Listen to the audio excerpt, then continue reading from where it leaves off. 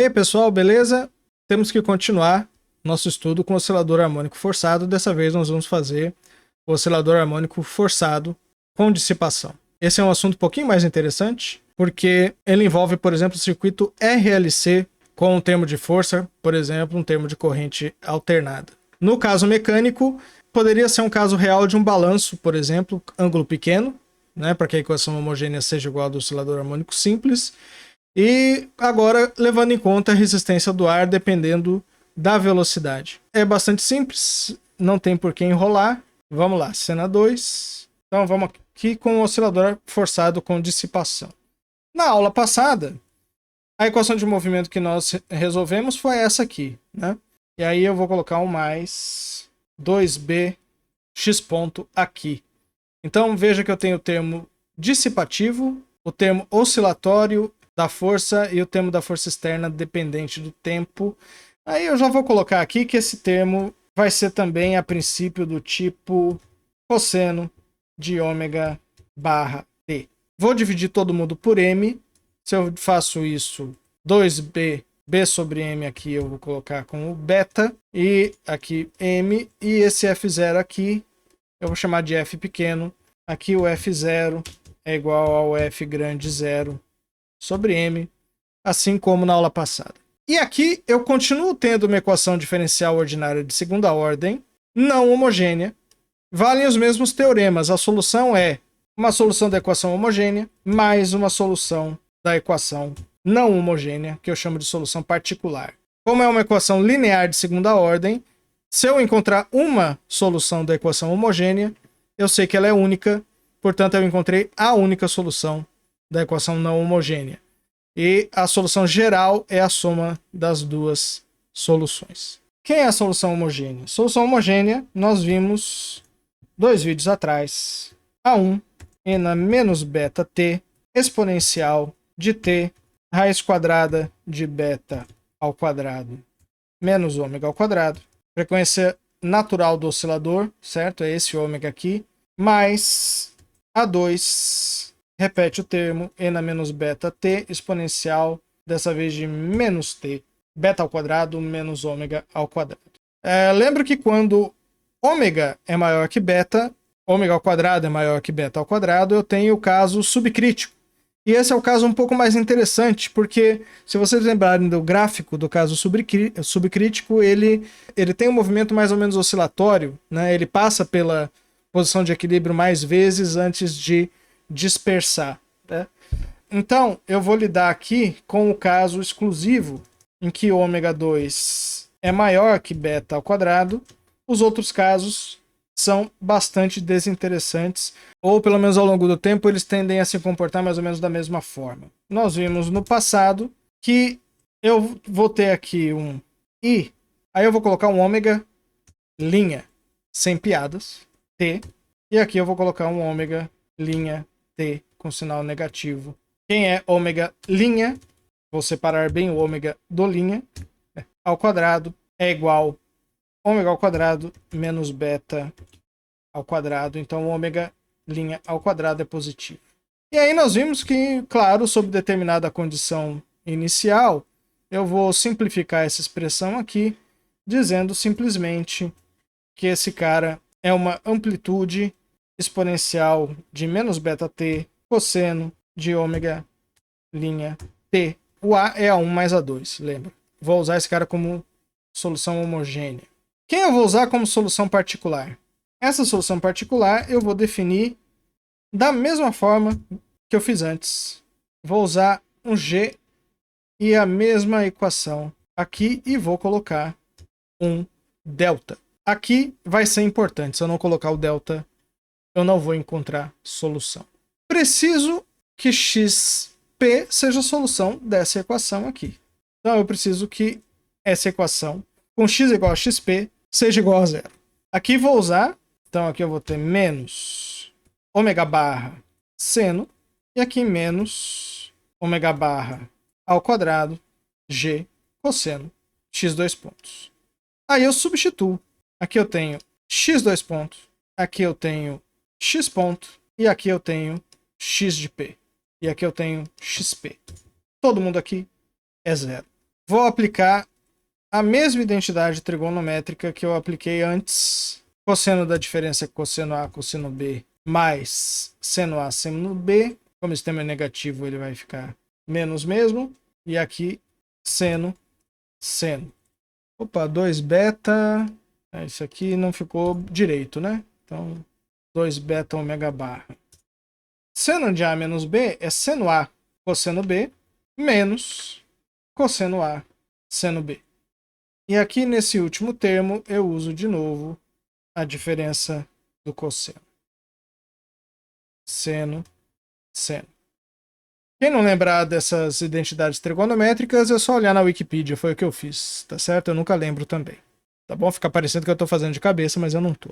E agora eu vou pegar essa expressão, colocar mais 2 linhas, e vou juntar seno com seno, cosseno com cosseno.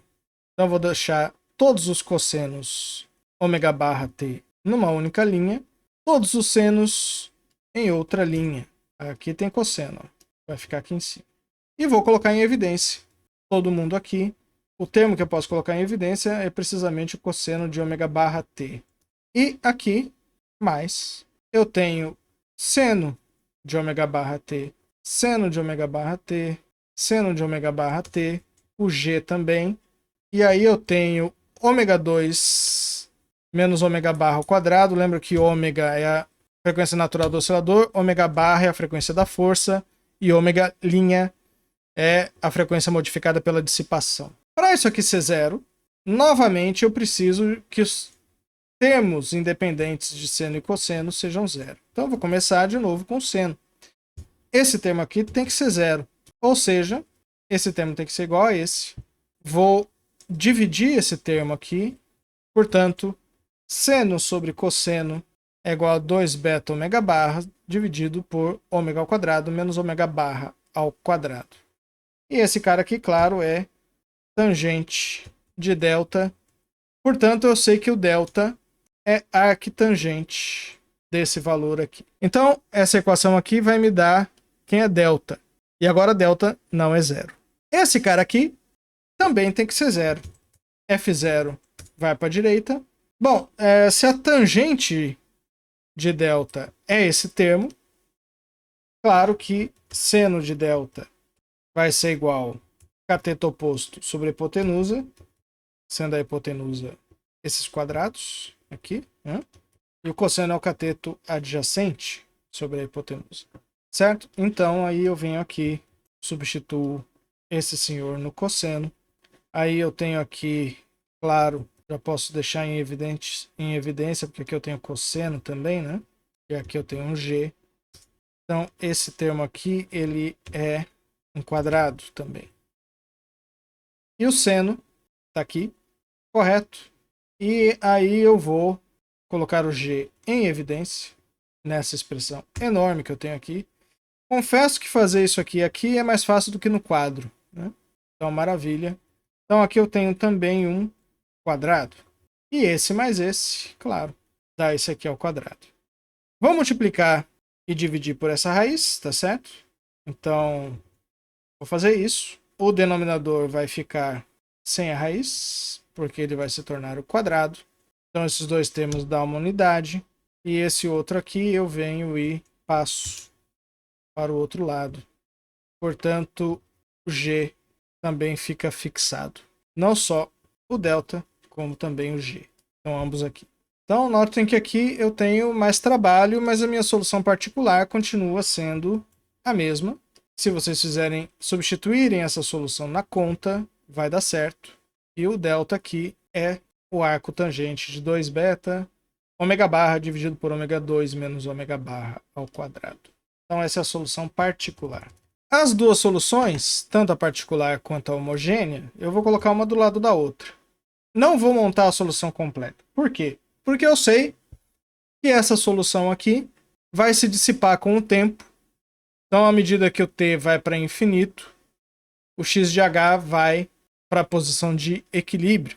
E aí, nesse caso, o que acontece é que para longos períodos de tempo é a solução particular que importa. Por isso que não importa muito se o oscilador dissipativo ele é subamortecido, crítico ou superamortecido. Essa solução aqui, ela vai sempre a zero, ao longo do tempo, enquanto essa solução aqui já é do tipo oscilatório, ela não vai para zero para t tendendo a infinito. Então, essa é a solução para tempos grandes e é ela que interessa.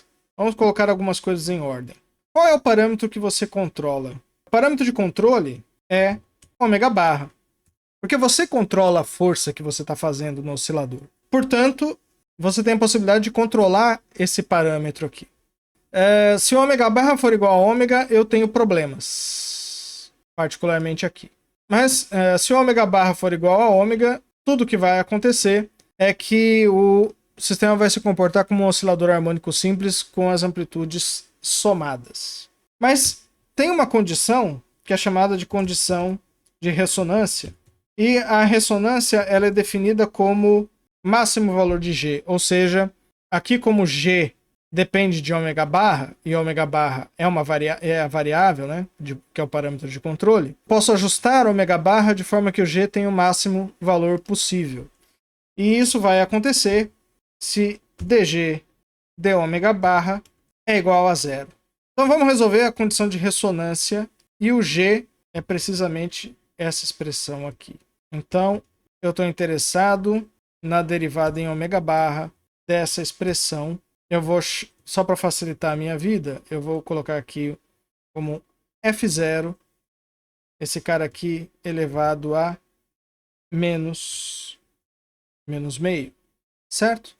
Então, F0 é constante, não depende de ômega barra. Então a derivada vai atuar ali, vai cair um menos meio menos 1, menos 3 meios, vezes a derivada do argumento. Na derivada do argumento, a derivada é linear, bate aqui, bate aqui. Esse termo aqui, duas vezes a derivada. Essa derivada aqui atua aqui. Então eu tenho 2 ômega barra, d ômega barra, d ômega barra, que dá 1. Esse termo aqui é 0. Então aqui eu tenho 1 menos 4 ômega barra. Essa derivada aqui, 2 vezes 4, 8. Ômega barra, d ômega barra, d ômega barra. Bora aqui. Volta. Coloco o ômega barra em evidência. E esse cara aqui. Opa, vou colocar aqui. Isso é um denominador, não pode ser zero. Termo multiplicativo. Ômega barra aqui, termo multiplicativo. Então, para que essa primeira derivada seja zero, só preciso que esse termo seja zero. Então, basta. Aqui eu tenho menos 8 beta ao quadrado. Multiplico todo mundo por menos 1. 8 por 4 dá 2.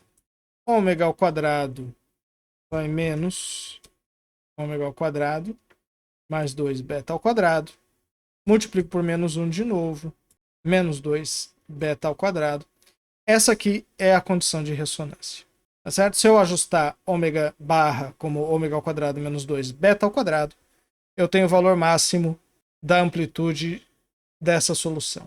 E esse cara aqui eu chamo de frequência de ressonância, que é a raiz quadrada desse pessoal aqui. A última observação que eu tenho a fazer é que podem perceber que se beta for igual a zero, a gente volta à condição do oscilador harmônico simples. E a condição de ressonância do oscilador harmônico simples é que a frequência de ressonância seja igual à frequência natural do oscilador. Por isso, isso nos remeteria ao problema passado, em que o ômega barra é igual ao próprio ômega. Se eu seto o meu sistema na frequência de ressonância e vou aumentando beta, beta vai aumentando no sentido de dificultando a oscilação. E tem uma quantidade que o pessoal chama de Q, que é a qualidade da oscilação, e no geral ele é medido simplesmente por ômega R dividido por 2 beta. Perceba que quanto maior beta, menor a qualidade da oscilação. Esse cara aqui, utilizando essa expressão, posso calcular a qualidade da oscilação dessa forma aqui. Então aqui eu tenho 4b beta ao quadrado, e aqui dentro eu posso separar ômega ao quadrado sobre 4 beta ao quadrado mais meio.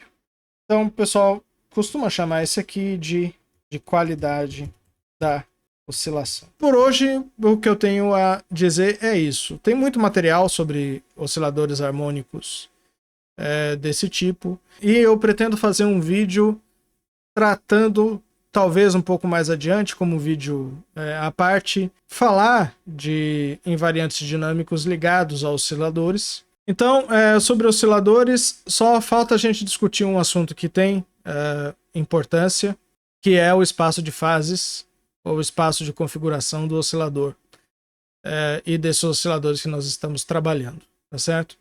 Vamos deixar isso para outro vídeo, então, bons estudos para vocês e até a próxima.